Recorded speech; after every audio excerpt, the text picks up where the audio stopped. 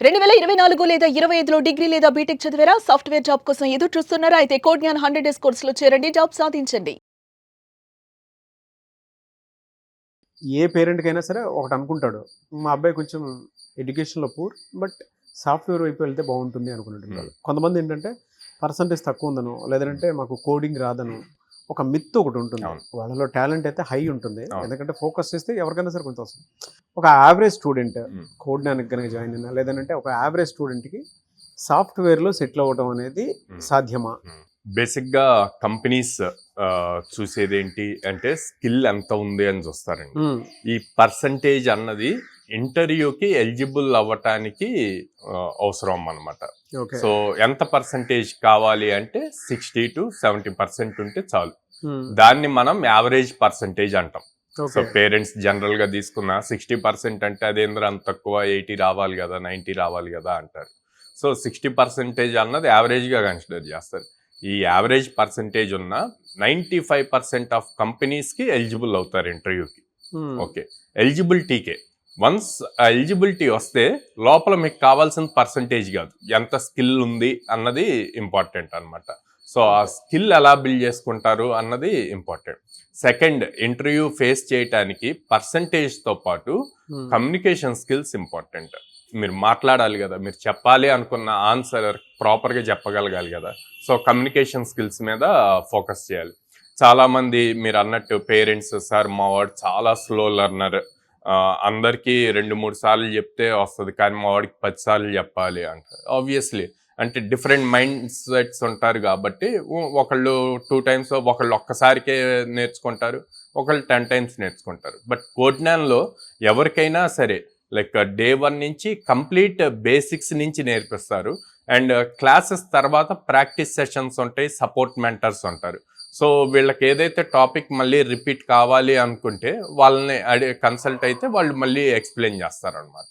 So అక్కడ ఆ issue కూడా లేదు. స్లో లెర్నర్ అయినా సరే మనం టేక్ కేర్ చేయగలం అండ్ మన మెంటర్స్ సపోర్ట్ చేస్తారు. ఇప్పుడు క్లాస్ రూమ్లో అందరితో పాటు కూర్చున్నప్పుడు అక్కడ ఒకే టాపిక్ 10 times రిపీట్ చేయడం కష్టం అవ్వచ్చు, కానీ తను పర్సనల్గా వెళ్ళి సపోర్ట్ మెంటర్స్ దగ్గర కూర్చుంటే వాళ్ళు ఎక్స్ప్లెయిన్ చేస్తారు నీట్గా 1-to-1. ఎన్ని డేస్ పట్టే అవకాశం ఉంటుంది సార్? సో జనరల్గా మన కోర్స్ వచ్చేసి 100 working days అండి, అంటే ఆల్మోస్ట్ 4.5 months ఉంటుంది అనమాట. అంటే ఈ 100 daysలోనే వాళ్ళకి ఏ విధంగా ఉంటుంది అంటే స్లో లెర్నర్సే ఉంటారు జనరల్గా, మెంటర్ సపోర్ట్ తీసుకుంటూ ఉంటారు. ఈ ప్రాసెస్ అంతా అసలు ఏ విధంగా ఉంటుందండి వాళ్ళకి? సో స్లో లెర్నర్స్ పాయింట్లో వచ్చినప్పుడు నేను 100 days అని చెప్పింది రెగ్యులర్ ప్రోగ్రామ్ షెడ్యూల్ అండి. సో వీళ్ళకి మైట్ బి ఇంకా ఎక్కువ డేస్ పడుతుంది. ఎందుకు అంటే టాపిక్స్ ఇంకా క్లియర్గా వాళ్ళు నేర్చుకోవాలి, 2-3 times వినాలి. ప్లస్ ఎవ్రీడే రెగ్యులర్ క్లాస్ ఏదైతే జరుగుతుందో ఆ క్లాస్ రికార్డింగ్ కూడా వీళ్ళకి ఇస్తారనమాట. వీళ్ళకి LMS పోర్టల్ ఉంటుంది. LMS పోర్టల్ ఆ క్లాస్ రికార్డింగ్ కూడా ఉంటుంది. సో వాళ్ళు మళ్ళీ రిపీటెడ్గా వినటానికి ఛాన్స్ ఉంటుంది. సో ఇలా చూసుకుంటే మైట్ బి ఇది రెగ్యులర్ వాళ్ళకి 100 days పట్టొచ్చు, వీళ్ళకి 150 days పట్టొచ్చు. కానీ పేరెంట్స్ కూడా అది తెలియాలి, మా వాడు కొంచెం స్లో లెర్నర్ అంటే బేసిక్గా ఎట్లా ఉంటారంటే, సార్ 100 days అయింది కదా, కోర్స్ అయిపోయింది కదా, జాబ్ రాలేదేంటి అని చెప్పి ఉంటారండి. కానీ వాళ్ళ బాబు కానీ పాప కానీ వాళ్ళ క్యాపబిలిటీ ఎంత అన్నది కూడా తెలిస్తే ఈజీ అవుతుంది.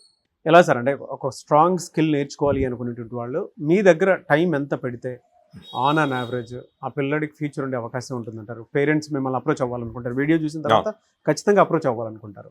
మా దగ్గర like per day 8 hours focus చేస్తాం. 6 hours క్లాస్ ఉంటుంది, మళ్ళీ ఒక 1-1.5 hourకి సరిపోయేంత అసైన్మెంట్స్ ఉంటాయి, డైలీ 1/2 hour ఎగ్జామ్ ఉంటుంది. సో 8 hours ఫోకస్డ్గా స్టూడెంట్ కనుక చెప్పింది చెప్పినట్టు చేయగలిగితే కనుక ఈజీగా 100 days లోపే జాబ్ క్రాక్ చేయగలరు. దానికి చాలా ప్రూఫ్స్ ప్రీవియస్ మీరు చాలా మంది స్టూడెంట్స్ ని తీసుకున్నారు.